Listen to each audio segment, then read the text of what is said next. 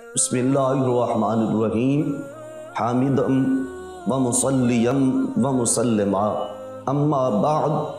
فاعوذ باللہ من الشیطان الرجیم بسم اللہ الرحمن الرحیم یا ایہا الذین آمنوا کتب علیکم الصیام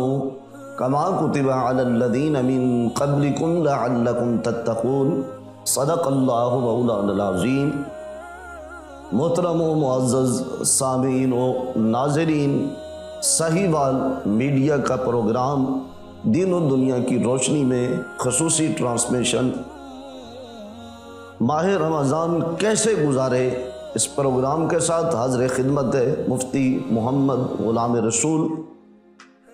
آج ماہ رمضان کی برکتیں آپ سمیٹ رہے ہوں گے۔ خوشبختی ہے نبی علیہ السلام کی نسبت رکھنے والے امتیوں کی کہ ماہ مقدس میں ایک نیکیوں کا سیزن آ گیا ہے، شیطان جکڑ دیا گیا ہے۔ سب سے بڑا دشمن تو ہے ہی شیطان نا، ان الشیطان للانسان عدو مبین، شیطان انسان کا کھلم کھلا دشمن ہے اور ایسی دشمنی کرتا ہے کہ لَآتِيَنَّهُمْ مِنْ بَيْنِ أَيْدِيهِمْ وَمِنْ خَلْفِهِمْ وَعَنْ أَيْمَانِهِمْ وَعَنْ شَمَائِلِهِمْ۔ رب کی بارگاہ میں کہہ رہا ہے کہ مالک، انسانیت کو گمراہ کرنے کے لیے میں ان کے سامنے سے بھی حملہ کروں گا، پیچھے سے بھی حملہ کروں گا، دائیں جانب سے بھی حملہ کروں گا اور بائیں جانب سے بھی حملہ کروں گا۔ حملہ کیا کروں گا؟ لَأُضِلَّنَّهُمْ،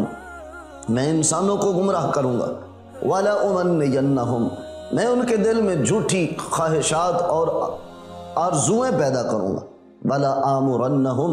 میں انہیں حکم دوں گا، فَلَيُبَتِّكُنَّ آذَانَ الْأَنْعَامِ، وہ اپنے جانوروں کے کان کاٹیں گے، فَلَيُغَيِّرُنَّ خَلْقَ اللَّهِ، میں حکم دوں گا وہ اللہ کی تخلیق میں تبدیلی کریں گے، مرد عورتیں بن جائیں گے اور عورتیں مرد بن جائیں گی۔ یہ شیطان کی مختلف چالیں ہیں جو گاہے بگاہے انسان کو گمراہ کرنے کے لیے وہ انسان پہ آزماتا ہے اور انسان کمزور ہونے کی وجہ سے اس کے شکنجے میں پھنس جاتا ہے۔ لیکن خوشخبری ہو ماہ سیام پانے والوں کے لیے کہ اس ماہ مقدس میں صفدت مردت الشیاطین، سرکش شیطان جکڑ دیے گئے ہیں، جو ہم پہ حملہ آور ہوتے تھے وہ اب جکڑ دیے گئے ہیں۔ اب ذہن میں خیال آتا ہوگا کہ اب بھی تو بدی ہو رہی ہے، تو بھئی انسان کے اندر نفس امارہ بھی موجود ہے، شیطان جکڑ دیے گئے ہیں۔ اب نیکی کر کے اس نفس امارہ کو قابو میں کیجئے،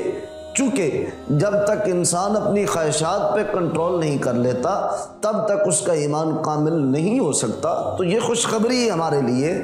کہ ماہ مقدس آتے ہی شیطان جکڑ دیے گئے۔ اب مساجد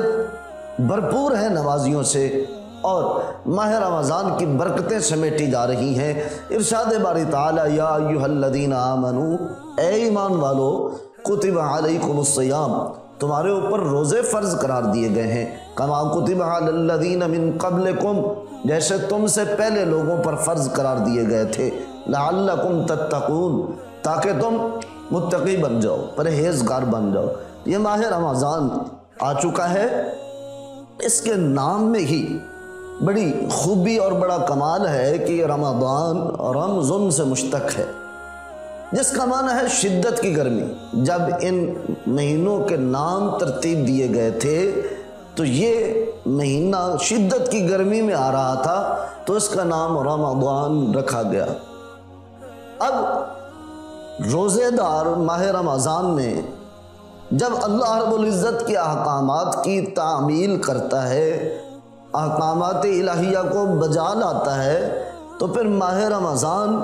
میں شدت کی گرمی کا مفہوم یوں سمجھ میں آتا ہے جیسے شدت کی گرمی انسان کو جلا کر رکھ دیتی ہے، یوں ہی یہ ماہ مقدس جب آتا ہے انسان رب کی طرف متوجہ ہو صحیح، اس ماہ مقدس کی برکت سے انسان کے سارے گناہ جلا کر رکھ دیے جاتے ہیں، انسان کو برکتیں ہی برکتیں اور سعادتیں ہی سعادتیں نصیب ہوتی ہیں۔ کریم آقا علیہ السلام ارشاد فرماتے ہیں، من قام رمضان وصام رمضان ایمانا و احتسابا غفر لہ ما تقدم من ذنبہ او کما قال صلی اللہ علیہ وسلم۔ ارشاد فرمایا جس نے ماہ رمضان کا قیام کیا یعنی تراویح ادا کی،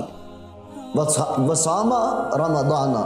اور اس ماہ مقدس کا روزہ رکھنے کی سعادت کی، لیکن شرط یہ ہے ایماناً و احتساباً، صاحب ایمان بھی ہو اور نیت میں فطور بھی نہ ہو، ریاکاری نہ ہو، لوگوں کو یہ بتلانا مقصود نہ ہو کہ میں نے روزے رکھے ہیں اور جگہ جگہ اعلان نہ کرتا پھرے، ورنہ ریاکاری انسان کی بڑی بڑی نیکیوں کو تباہ و برباد کر کے رکھ دیتی ہے۔ اپنی نیکیوں کی حفاظت کے لیے ضروری ہے کہ میں اور آپ ریاکاری سے بچیں، چونکہ روزہ تو وہ عبادت ہے جس کا اللہ رب العزت کو پتہ ہوتا ہے یا روزہ رکھنے والے بندے کو پتہ ہوتا ہے۔ میان عاشق و معشوق رم زیست، کسی عاشق نے بڑی پیاری بات کی ہے کہ میان عاشق و معشوق رم زیست، عاشق اور معشوق کے درمیان ایک ایسا راز ہے یہ روزہ کہ کرامن کاتبین ہم خبر نیست، کہ کندھوں پہ موجود فرشتوں کو بھی اس کی اجر و ثواب کا کوئی پتہ نہیں چلتا۔ بندہ چونکہ رب کے لیے رکھتا ہے روزہ، دیکھ رب ریاکاری کے لیے نہیں، تو پھر رب فرماتا ہے کہ اے کرامن کاتبین تم اب لکھنا بند کرو، چونکہ میرا بندہ میرے لیے روزہ رکھ رہا ہے تو اس کا اجر و ثواب بھی میں گنتی کے بغیر عطا فرماؤں گا۔ قرآن مقدس کی واضح آیت بھی ہے انما یوفی الصابرون اجرہم بغیر حساب، کہ جو صبر کرنے والے ہیں، ماہ صیام روزہ رکھ کے انسان کھانا ہونے کے باوجود نہ کھا کر صبر کرتا ہے، پانی مہیا ہونے کے باوجود نہ پی کر انسان صبر کرتا ہے، تو یہ صبر کرنے والوں کے لیے اجر کیا ہے؟ انما یوفی الصابرون اجرہم بغیر حساب۔ باقی تمام اعمال پہ ایک حد میں اجر و ثواب دیا جاتا ہے، لیکن ماہ صیام میں روزے رکھنے والوں تمہیں مبارک ہو کہ اللہ رب العزت کی طرف سے بغیر حساب و کتاب کے اجر و ثواب سے نوازے جا رہے ہو۔ ہم سب